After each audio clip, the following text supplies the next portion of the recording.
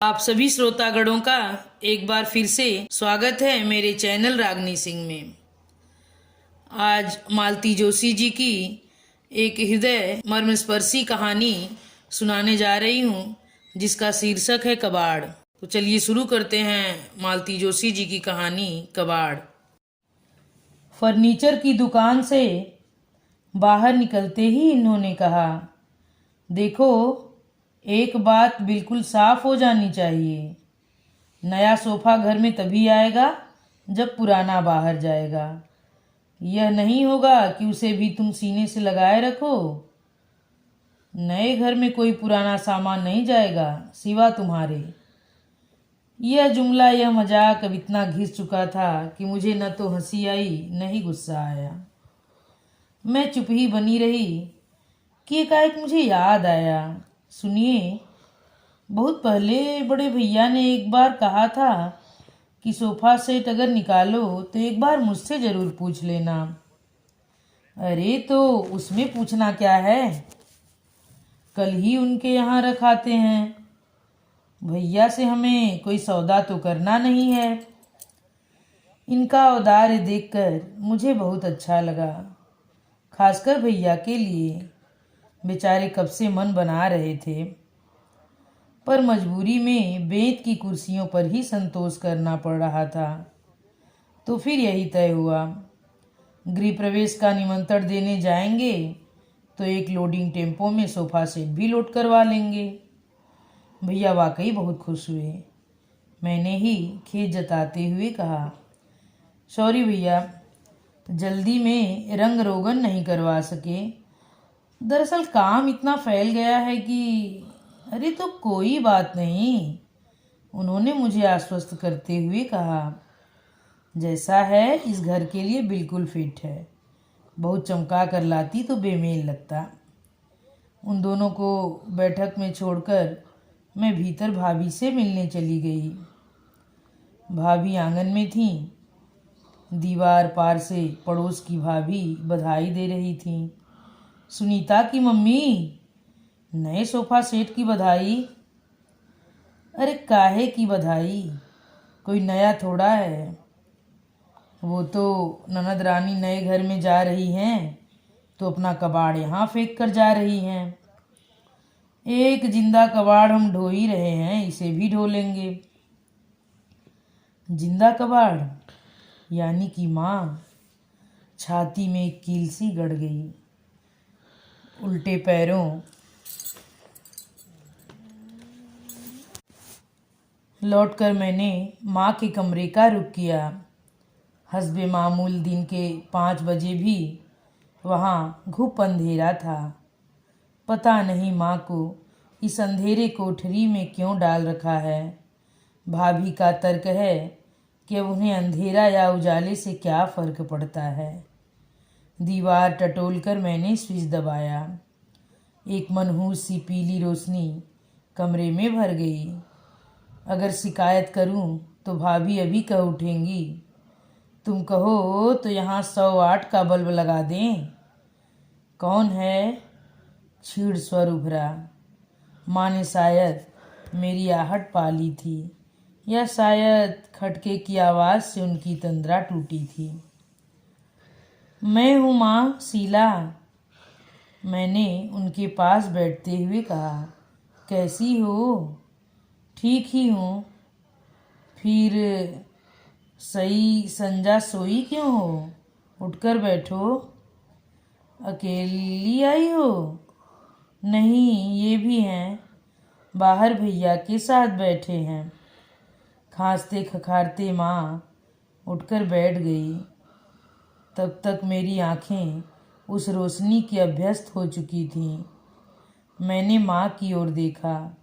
बिखरे उलझे बाल, बदन पर झूलता ब्लाउज, ऊपर का बटन टूटा हुआ, गले में आंचल जैसा कुछ बेतरतीब सा। अच्छा ही हुआ जो ये मेरे साथ भीतर नहीं आए। ठीक है, माँ बूढ़ी हैं, अंधी हैं, पर क्या उनका बीभत्स होना भी जरूरी है? कौन विश्वास करेगा कि कभी उनकी सुघड़ता के चर्चे सारी बिरादरी में थे। बहू बेटियां उनसे पहनने ओढ़ने का सलीका सीखती थीं। उनकी सिलाई कढ़ाई के नमूने मोहल्ले भर में घूमते थे। उनकी रसोई की महक से पड़ोसियों के मुंह में पानी भर आता था। क्या वक्त के हाथों आदमी इतना निरुपाय हो जाता है, या कि आंखों की रोशनी जाते ही माँ फालतू हो गई हैं। एक असहाय रोज से मैं भर उठी। खींच कर कहा, ये किसका ब्लाउज पहने हो तुम? भाभी का? क्या पता किसका है। और कंघी कब से नहीं की? वो मरी कुसुमा 2 दिन से गायब जो है। एक कुसुमा नहीं आई तो क्या हुआ? घर में भाभी हैं, सुनीता है, वे क्या माँ के बाल नहीं बांध सकती? और इतना काम तो माँ खुद भी कर सकती है, करना चाहिए। पर शायद उनका उत्साह ही चुक गया है। मैंने कुछ नहीं कहा। चुपचाप उठकर आले से तेल और कंघी उठा लाई। सिर में खूब सारा तेल डालकर बाल सुलझाती रही। मन आंसुओं से भीगता रहा, साथ ही मेरा बड़बड़ाना भी जारी था। दिन भर कमरे में घुसी रहती हो, शाम को थोड़ा बाहर बरामदे में बैठ लिया करो। कुछ नहीं तो आंगन में ही चहलकदमी कर लिया करो। पाँव अगर जाम हो गए तो कोई नहीं पूछेगा। अभी जैसे बहुत पूछ हो रही है। तभी तो कहती हूँ हाथ पैर दुरुस्त रखो। अच्छा, अब जरा हाथ मुंह धोकर आ जाओ, तब तक मैं तुम्हारे लिए कपड़े निकालती हूँ।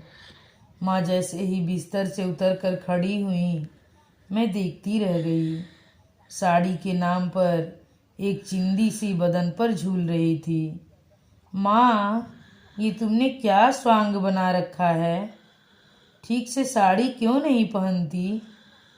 अरे, एक आध बार बाथरूम में लिथड़ गई थी तो दुल्हन ने 3-4 साड़ियाँ 2 फाड़ करके रख दी। कहती हैं, जब संभलती नहीं है तो पहनने से क्या फ़ायदा, यूं ही धोने के लिए ढेर हो जाता है। और वैसे भी तो लेटे ही रहना है। दुख और अचरज में डूबी मैं माँ का करुण चेहरा देखती रह गई। और तुम कहती हो घूमा फिरा करो। बताओ, ऐसी नंग धड़ंग घूमती मैं अच्छी लगूंगी? आंगन तक जाते भी मुझे शर्म आती है। एक उसास भरकर माँ अभ्यस्त कदमों से दीवार का सहारा लेकर मुंह हाथ धोने चली गई। उनका वह विपन्न रूप मुझसे देखा नहीं जा रहा था। वे लौट आई तो मैंने कहा, माँ, इससे तो अच्छा है कि तुम गाउन पहनो। कहो तो कल ही ले आऊं। ले आओ, उन्होंने कसैले स्वर में कहा। बहू ने लहंगा फरिया पहना दी है, अब तुम गाउन पहना दो। बुढ़ापे में जितनी फजीहत होनी है हो जाए। उस चर्चा को मैंने फिर वहीं विराम दे दिया।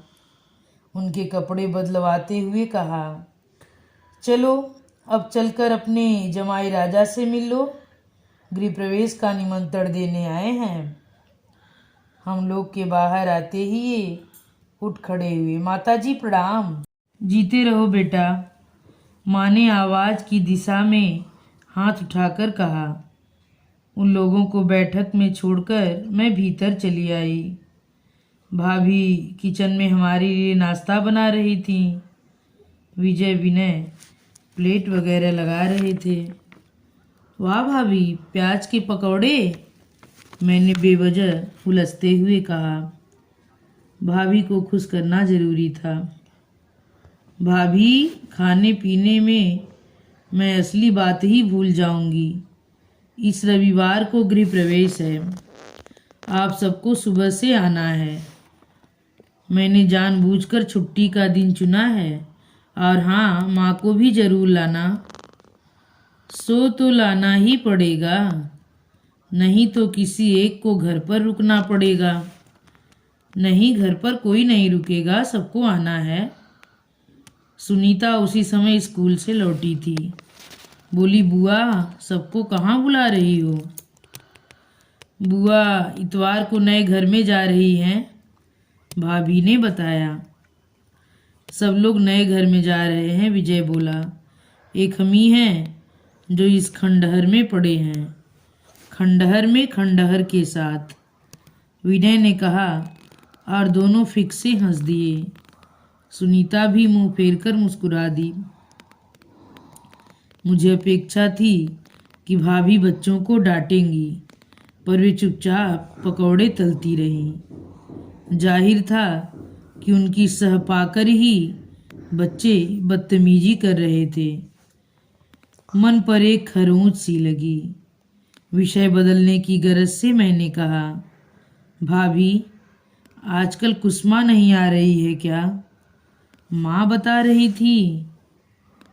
अरे उसका देवर नहीं रहा। कैसे? मिनी बस से टक्कर हो गई थी। बुआ आपने तो पेपर में पढ़ा होगा, ऑन द स्पॉट ही मर गया था। भगवान भी कैसा निर्दयी है, जवान जहान लड़कों को उठा लेता है। और भाभी ने अपना वाक्य अधूरा ही छोड़ दिया, पर मेरे मन में वह पूरा होकर चक्कर काटता रहा। मृत्यु पर किसी का वश होता तो माँ क्या अब तक जीवित रहती? वे तो बाबूजी के पीछे पीछे ही चली जाती। उनका जी तो तब से ही उचाट हो गया था, और आँखों से लाचार होने के बाद तो वे जैसे एकदम मौन ही हो गई हैं। जीने का उत्साह ही नहीं रहा। लेकिन यह बात भाभी को कौन समझाए? मन पर एक और खरोंच लगी थी, इसलिए मैंने बात बदल दी। नया विषय उठाते हुए कहा, भाभी सुनीता की मिठाई कब खिला रही हो? अब तो एमए किए 2 साल भी हो चले हैं। अपनी लाडली से ही पूछ लो। लाडली ने मेरे कुछ पूछने से पहले ही बता दिया। बुआ साफ बात है, दादी के रहते तो मैं शादी नहीं करूँगी। क्यों? मैंने आश्चर्य से पूछा।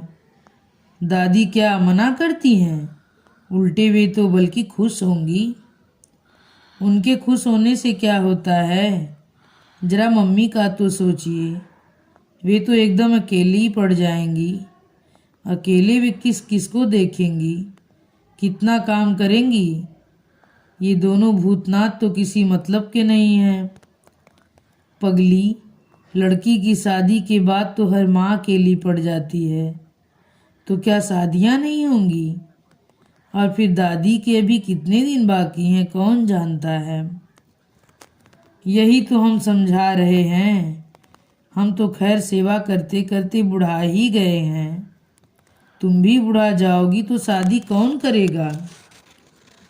मन एक बार फिर लहूलुहान हुआ, पर मैंने जब्त करते हुए कहा, दिन भर के लिए काया रखी जा सकती है। रख तो लेंगे, पर उसे देंगे क्या? यह मरी कुसुमा 1 घंटे के लिए आती है, नहला धुलाकर कपड़े भर खींचती है, वह भी 300 रुपये लेती है। दिन भर वाली तो 1000 से कम क्या लेगी? और इतना रुपया किसके पास है? मन तो हुआ कि उतने रुपए की पेशकश कर दूं, पर संकोच कर गई। और वह अच्छा ही हुआ, क्योंकि सुनीता बता रही थी कि चाचा ने ऐसी पेशकश की थी, पर मम्मी ने मना कर दिया। बोली, हम किसी के एहसान क्यों लें? अरे इसमें एहसान की क्या बात है? यह तो उनका फर्ज है, आखिर उसकी भी तो माँ है। फर्ज है तो फर्ज की तरह निभाए ना। माँ का इतना ख्याल है तो 2-4 महीने अपने पास भी रख लेना। पर उनके पास तो बहू की नौकरी का बहाना है। सब नौकरी वाले हैं, हम ही फालतू हैं जो बेगार ढो रहे हैं। मतलब कि माँ को रखना बेगार ढोना है। मन में फिर एक बार सूल सा चुभा। मैं तिलमिला कर रह गई।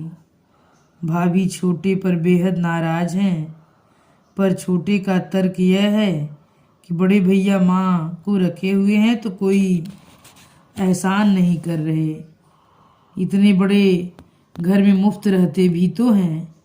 हमारी तरह हर महीने 2,500-3,000 किराए के देने पड़ते, तब पता चलता। बड़े भैया भी जानते हैं कि छोटा तभी तक चुप है जब तक माँ है। माँ के जाते ही वह हिस्सा मांगेगा।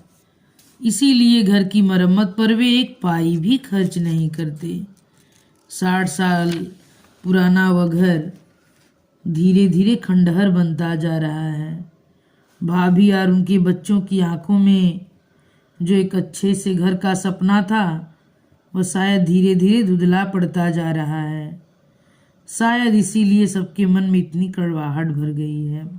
हमें तो इसी खंडहर में रहना है, खंडहर के साथ। विनय की यह बात फिर एक बार कानों को झंझना गई। लौटते समय मन बेहद उदास था। रह रह कर आंखों के सामने माँ का अंधेरा कमरा, मैला कुचैला बिस्तर, अस्त व्यस्त कपड़े, रूखे उलझे बाल और बदरंग चेहरा घूमता रहा। बहुत देर बाद इन्होंने मेरी चुप्पी को लक्ष्य किया। क्या बात है, बड़ी चुप चुप हो? क्या करूं? जब भी वहां से लौटती हूँ मन खराब हो जाता है। भाभी कभी कभी ऐसी जहर बुझी बातें करती हैं कि आग लग जाती है। टेक इट इजी यार। जो करता है ना, उसे बोलने का हक देना ही पड़ता है। बेचारी दिन भर लगी रहती हैं तो क्या कुछ भी कहती रहेंगी? सुनिए, मेरे मन में एक बात आ रही है। फरमाइए। हम माँ को अपने यहाँ नहीं ला सकते? क्यों नहीं ला सकते? जरूर ला सकते हैं, पर रखोगी कहाँ? क्या मतलब? इतने बड़े घर में मेरी माँ के लिए जगह नहीं निकलेगी? मेरा मतलब यह था कि वहाँ तो उनके लिए एक अलग से कमरा है। अपने यहाँ तो ऐसी कोई सुविधा नहीं है ना। 3 बेडरूम का घर है और पर वो रूम्स बट गए हैं ना। 2 बच्चों के और एक हमारा। चौथे की गुंजाइश ही कहाँ है? यह तो कोई बात नहीं हुई। दिव्या माँ के साथ रूम शेयर कर सकती है। इन्होंने कोई प्रतिवाद नहीं किया। घर पहुंचने तक चुप ही बने रहे, पर बात उनके मन में खटक रही थी। यह घर जाकर पता चला। दिव्या पानी लेकर आई तो इन्होंने कहा, बेटे, तुम्हारे कमरे का इंटीरियर हो रहा है। सच पापा? उसने हुलसकर कहा। किससे करवा रहे हैं? मेरी सहेली है न अरुणा, उसके भाई भाभी खूब अच्छा करते हैं। उनसे बात करें, हमें कंसेशन भी दे देंगे। फिलहाल तो तुम्हारी मम्मी ने यह जिम्मा लिया है। मतलब नानी को वह घर ला रही हैं और वो तुम्हारे साथ रूम शेयर करेंगी। Oh no! उसने दोनों कानों पर हाथ रखकर कहा, mama you can't do this thing to me. No never. और वह पैर पटकती चली गई। मैं हैरान होकर देखती रह गई। क्या यही नानी की दुलारी दिव्या है? क्या यही वह दिव्या है जो नानी के यहाँ जाने के लिए रो रो कर घर भर देती थी? नानी के पास सोने के लिए जो विजय विनय से लड़ पड़ती थी? मैं नाहक ही भाभी के बच्चों को दोष दे रही थी। मेरे अपने बच्चे भी तो वही भाषा बोल रहे हैं। मुझे उदास देखकर ये बोले, तुम्हारा इतना मन है तो माँ को जरूर ले आओ। रहने की ऐसी कोई समस्या नहीं है। दिव्या की इच्छा नहीं है तो माँ अपने कमरे में रह लेंगी, मैं बाहर ड्राइंग रूम में दीवान पर सो लूँगा, नो प्रॉब्लम। उन्होंने यह बात बड़े सही दाना ढंग से की थी।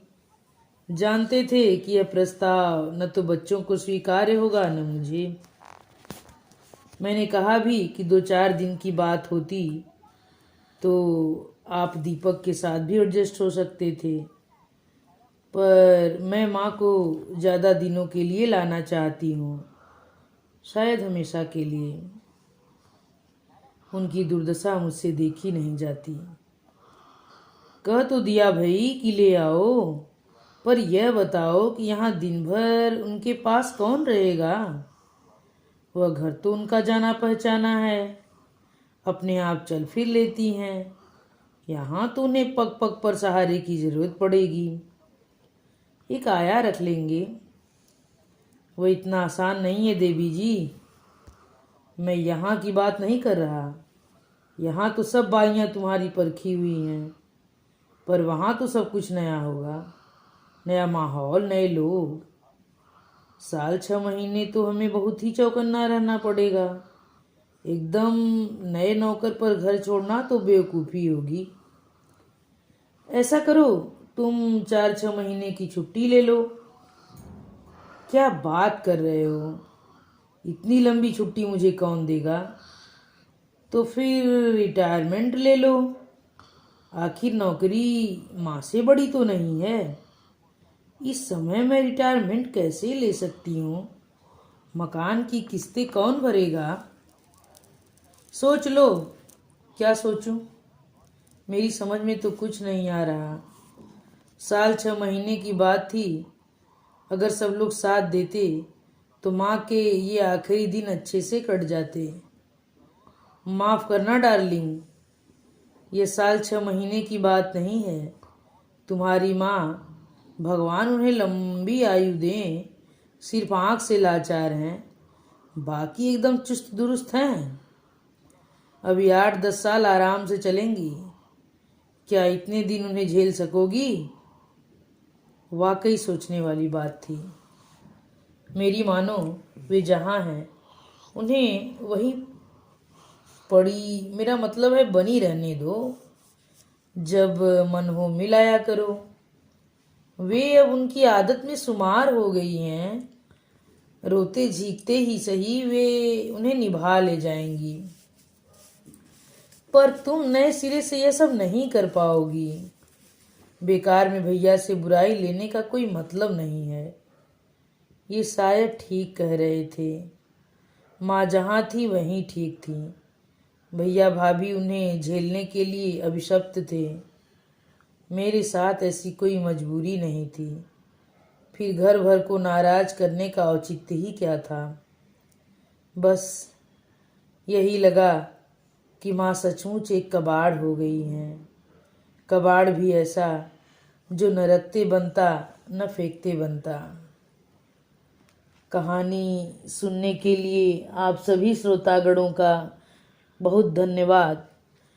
और उसके साथ एक विनम्र अनुरोध भी कि अगर यह कहानी आप लोगों को पसंद आई हो तो कृपया कृपया मेरे चैनल को सब्सक्राइब, वीडियो को लाइक और कमेंट करके यह बताना न भूलें कि कहानी वाकई में आपको कैसी लगी।